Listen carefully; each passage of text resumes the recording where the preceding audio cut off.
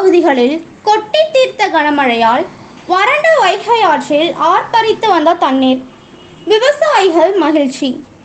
தமிழகம் முழுவதும் கடந்த சில வாரங்களாக கோடை வெயில் கொளுத்தி வரும் நிலையில் வெப்பத்தால் மக்கள் தவித்து வந்தனர்.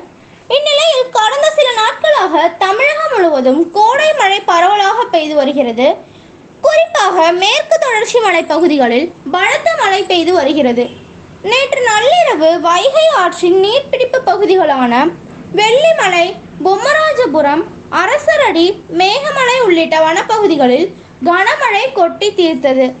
இந்த மழை காரணமாக கடந்த 2 மாதங்களுக்கும் மேலாக வறண்டு மணமேடாக காட்சியளித்த வைகை ஆற்றில் திடீரென தண்ணீர் ஆர்ப்பரித்து வந்தது. வறண்ட வைகையில் தண்ணீர் வருவதை கண்ட விவசாயிகளும் பொதுமக்களும் பெருமகிழ்ச்சி அடைந்துள்ளனர். கோடையில் கை கொடுத்த மழையால் வைகை ஆறு உற்பத்தியாகும் வருஷநாடு பகுதிகளில் குடிநீர் பற்றாக்குறை அடியோடு நீங்கியுள்ளது.